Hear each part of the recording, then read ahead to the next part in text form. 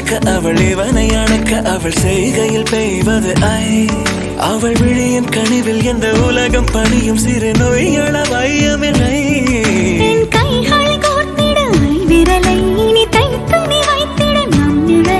அவள் இதழ்களை நுகர்ந்து விட பாதை நடுக பூக்கள சற்று ஓய்வெடுங்கள்.